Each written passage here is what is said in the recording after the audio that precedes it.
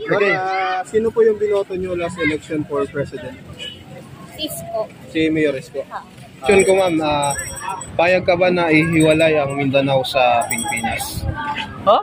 Hindi naman po Mangyayari kasi kasama po yung Mindanao sa bansa natin. Ano ba yun?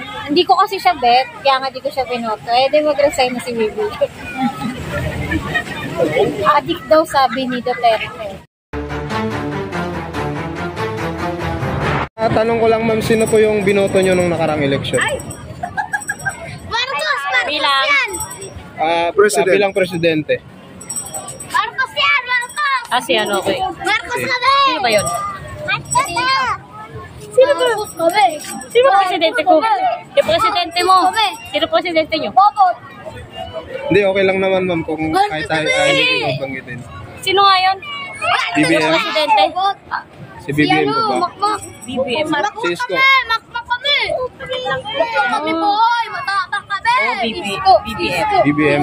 So next question ko ma'am, mayroon kasing isang mayor na nananawagan na mag-resign na daw si PBBM. Anong opinion niyo dito? Ay, oo, no. Pinapalis nga siya kasi gusto, pare presidente pala kasi ngayon, parang hindi na pwede palitan, kaya pinapababa nila. Anong opinion niyo ma'am doon? Tama lang. Bakit? Ay, ganun. Ano, kasi parang mas gusto ko si ano. Sino yun siya? Sino ba yung presidente dati? Duterte. Oo. Kasi kahit mag-cellphone ka sa daan, wala eh, di kinukuha eh. Ngayon kasi bumalik na naman. May hold up, ganyan. Ayun, next question ko ma'am, payag ka ba na ihiwalay ang Mindanao sa Pilipinas? Huh? What? Hindi. Pati walay, tagal yung tatay ko Parte eh. yun ng Pilipinas eh. Saka pa. Hindi, syempre. Hindi, syempre. Kasi parte yan ng Pilipinas. Hindi pa ka nakakapunta dun eh. Tapos aalisin na nila. Oo, nakakapunta eh. Ayun. So ayun ma'am, Tagal yung tatay ko. Mindanao. Sige ma'am, thank you po ma'am. Thank you. Salamat. Okay po. Nung nakarang election for President Lenny. So next question ko po, mayroon kasing isang mayor na nananawagan na mag-resign na lang daw si PBBM. Para sa inyo, ano po yung opinion niyo dito? Sa inyo lang po. Ano po ang masasabi niyo? Wala po. So next question na lang, sabi po kasi ni former President Duterte na ihiwalay na lang daw ang Mindanao sa Pilipinas. Anong opinion niyo dito? Hindi naman po Mangyayari kasi kasama po yung Mindanao sa bansa natin. Bati maliit na, kung ihiwalay po yung Mindanao, maliit na country lang po siya. So parang mababawasan din po yung laki ng Pilipinas. Okay, sir, thank you. Kayo, Salamat. Ika, sir. Din po, kasi may mga friends din po ako na taga Mindanao eh. Tapos sila rin po, disagree din po sila na maghiwalay. Mindanao sa Luzon, Visayas. Wala na pong silbi yung tatlong stars dun sa flag. Tatanggalin po nila yung Mindanao. sige po, thank you po. Salamat. Ano lang, payag ba kayo na ihiwalay ang Mindanao sa Pilipinas? Hindi po, kasi part pa rin po siya ng Pilipinas.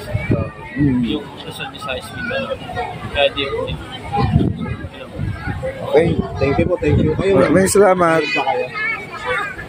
Hindi ka papayag na iwalay? Ay, ano po? Hindi na paghiwalay. Payag ba kayo ihiwalay ang Mindanao sa Pilipinas? Hindi po. Bakit? Wala po. Yun po, part po siya ng Pilipinas po kasi. Sige po, ma'am, laro na po. Salamat. Okay. Sige.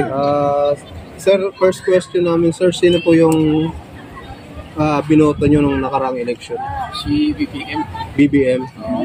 So next question ko, sir, sabi po kasi mayroon pa kasing isang mayor na nananawagan na mag-resign na lang daw si PBBM. Ano po yung opinion nyo dito, sir? No comment ako. No comment? No comment. Kasi depende naman yun sa sa pamamalakad eh. Opo. Iba kasi yung sistema ni Batis-Basti. Oo. Kesa kay PBBM.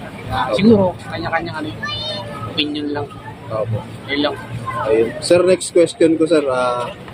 Payag ba kayo na ihiwalay ang Mindanao sa Pilipinas? Hindi, syempre. Kasi hindi Luzon, Visayas na lang.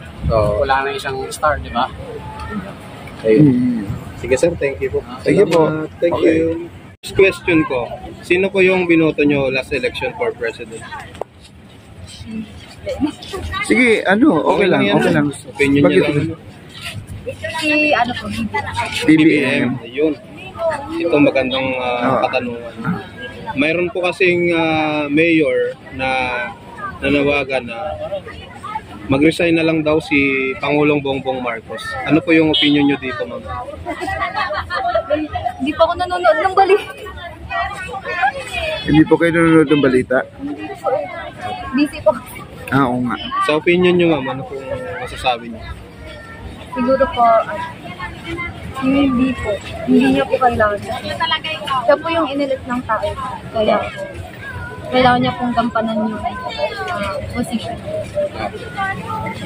Ayun. Next question, ma'am. Last na lang talaga po. Ay, sige.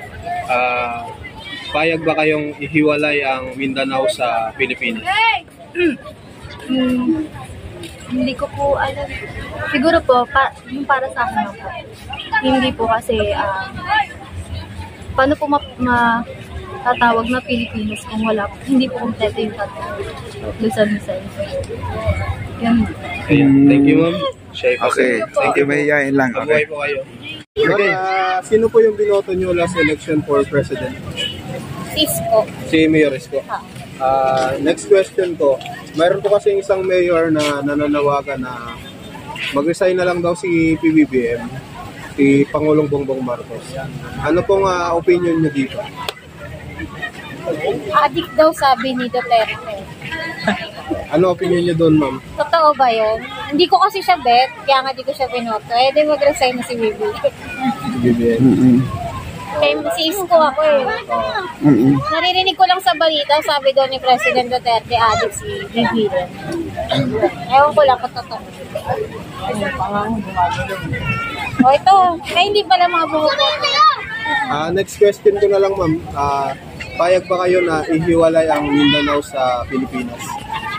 Hindi. Kasi ano na eh, nakasanayan ng mga tao yun, Luzon, Visayas, Mindanao. Opo. Ayun. Sige, ma'am, thank you po. Salamat. Bigyan mo Okay. siya, sister.